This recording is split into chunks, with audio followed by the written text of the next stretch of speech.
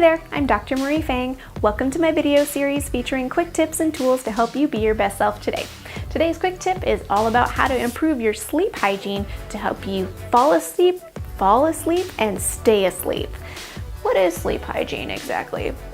Well, just like any other type of hygiene, for example, dental hygiene, it has to do with the routines and how they affect us over time in a particular area of our health. So for example, with dental hygiene, maybe brushing our teeth one time isn't going to be earth-shattering on our dental health, but brushing our teeth regularly over time is going to make a huge difference. So we're going to talk about different tasks and routines like that over time, as you practice them, really make a huge difference for your sleep health. We're going to start at the beginning of the day, and as we progress through our tips, it'll take us down to the end of the day. There's a lot of tips, so I put them all in the description box below or above, depending on if you're on YouTube or Facebook, so feel free to follow along there. And we're going to start at the beginning of the day here. So start improving your sleep hygiene by doing the best you can to wake up at the same time every day. That's going to signal to your brain it's time to go at 6 a.m. or 8 a.m. or whatever the time is. That's when we get up. So it helps your body go into the routine so that when it's bedtime, it's more ready for bedtime. The next quick tip is when you wake up, do what you can to expose yourself to some light. So of course, if there's sunlight around, what a wonderful thing. Some of us don't have access to sunlight. Sometimes in certain times of the year, the sun is not up when we're up or whatever it might be. So you can use other types of artificial light to trigger to your mind it's morning and it's time to wake up. The next tip is to find ways to exercise regularly. This tip could be a whole video on its own. I'm going to just sum up by saying all research points to those who regularly exercise have an easier time sleeping. Just don't exercise right before bed because then we're all activated, but try to do it sometime earlier in the day. The next tip, avoid caffeine and alcohol later in the day. That's right, be careful with these guys. Everybody's different with these two beverages.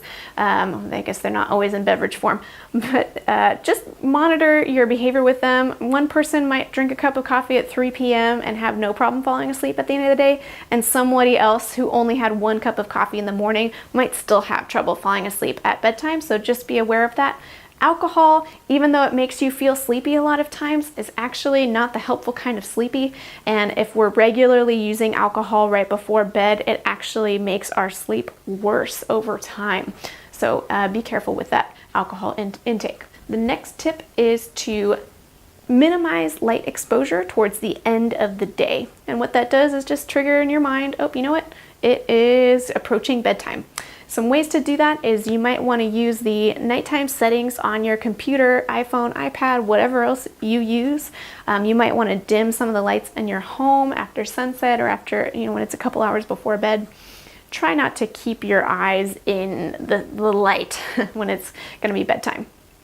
The next tip is to avoid nighttime snacking or heavy fatty foods. And essentially that just helps your body shut down all of its systems before bed, because if we're still digesting when we're trying to fall asleep, that's just sort of counterintuitive. Your brain's trying to shut down, but your tummy's still going. It's not helpful. Now we're getting into some of our nighttime routines. The next one is to keep the bedroom sacred. And what I mean by that is, aside from sleeping and aside from sex, just don't use your bedroom for stuff, not in any intense, engaging ways. Now, some people, their bedroom is also their family room and their office. I've been there. Then just try to keep your bed sacred if you can, or have a turn down routine where you kind of change your room. Maybe your bed goes from a day bed into bed mode between day and night, for example. That just tells your mind bed is for relaxation. It's not for work. It's not for etc. The next tip is when you do go to bed, don't bring your screens with you. That's right. Leave them somewhere else. Go do the screen somewhere else, but just don't bring it in bed, because screens are just so activating and it's hard to then wind down when we're just looking at our screen right before bed and trying to sleep. The next tip is to try to create a sustainable routine when you're getting ready for bed. So just like how a lot of children do well with a bedtime routine to help them fall asleep, we as adults also do well. So whatever your routine is, maybe you brush your teeth, you wash your face, maybe you like to read a chapter in your book or something else, try to have a similar routine that you just repeat every night when it's bedtime at the same time. And that will help tell your brain, yep, it's bedtime. This is what we do when we're going to fall asleep.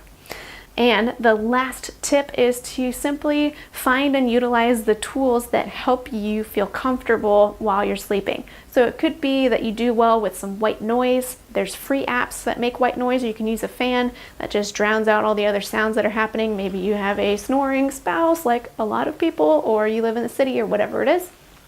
Crying babies, who knows?